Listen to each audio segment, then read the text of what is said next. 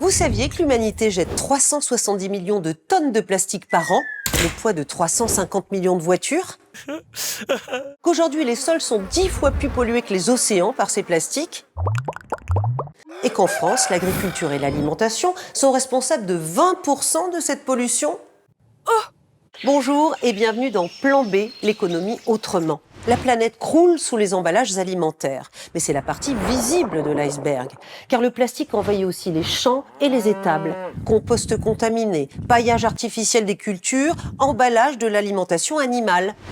En France, les éleveurs sont de gros consommateurs de plastique. Certains ont pourtant décidé de faire autrement. C'est le cas de Pedro et Sophie, à la tête de 120 bovins dans le centre de l'Hexagone. Une ferme sans pesticides et surtout sans plastique. Ça fait 5 ans que Pedro, éleveur de bovins, relève le pari. Allez, Thora, pousse-toi. Au menu des 120 bêtes qui vivent ici, du foin et de l'herbe. 0 maïs ou céréales importées. Avec Sophie, sa femme, ils produisent le fourrage sur place et l'emballent à l'ancienne avec de la sisal. C'est une plante qui pousse au Portugal, aussi au Brésil.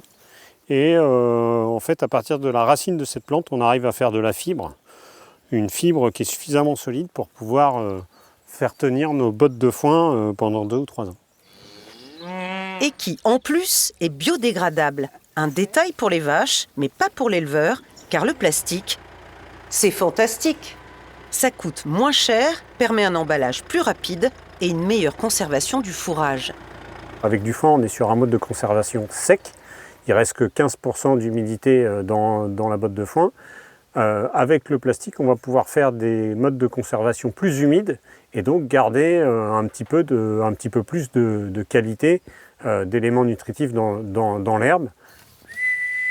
Se passer de plastique, c'est donc repenser entièrement l'exploitation. Les vaches sont laissées au pré toute l'année et le foin moissonné plus tard dans la saison.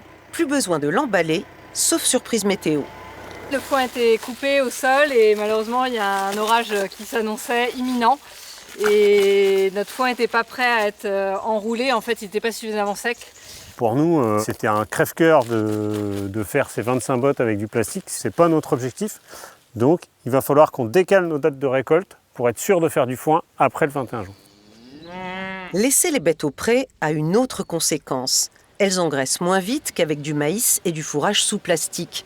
Ici, les bœufs broutent 3 ans avant abattage, 2 fois plus longtemps que d'habitude. Une autre conception de l'élevage. L'idée c'est d'avoir une relation respectueuse avec le vivant au sens large. Évidemment ça inclut l'impact environnemental, donc la gestion des déchets potentiels comme l'histoire du plastique. Pour nous c'est aussi d'avoir un lien respectueux avec l'animal d'élevage, respecter sa physiologie. Donc c'est un ruminant, il a besoin de manger de l'herbe, il a besoin d'être dehors. Et c'est un individu à part entière. D'accord. Un choix écologique qui a donc des conséquences économiques. 10% du chiffre d'affaires en moins, mais 90% des plastiques éliminés, sous l'amicale pression des clients.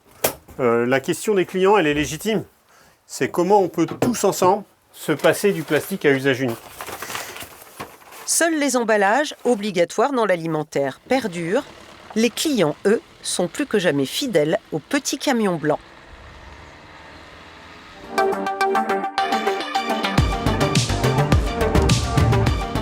Pourquoi les sols sont-ils plus pollués que les océans ? Ça peut venir de la mise en décharge, de fuite, de perte de plastique dans l'environnement. Et puis la pollution des sols peut venir aussi de l'utilisation en agriculture d'amendements organiques, de compost, qui viennent des déchets qui ont été fabriqués à partir de déchets urbains. Et quand on va utiliser ce compost sur les sols, ça va enrichir le sol en microplastiques qui n'étaient pas prévus au départ. Quels sont les dégâts des microplastiques dans les sols ?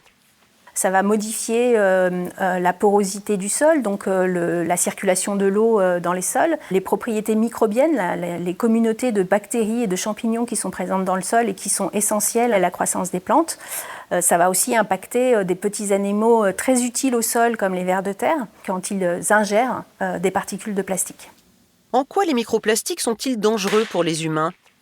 Les conséquences du plastique sur la santé humaine sont très bien connues en ce qui concerne les substances chimiques des plastiques, donc les additifs, comme les phtalates ou le bisphénol A. Cela va entraîner un certain nombre de maladies, donc le diabète, l'obésité, l'infertilité chez les hommes et chez les femmes, mais également des maladies chroniques liées au système cardiovasculaire ou au système respiratoire. Faut-il taxer le plastique ? Le coût du plastique, en fait, quand on achète un objet, on ne paye pas le plastique. S'il est très peu cher, c'est artificiel, puisqu'en fait, il y a beaucoup de subventions qui vont aux industries pétrochimiques ou aux industries pétrolières.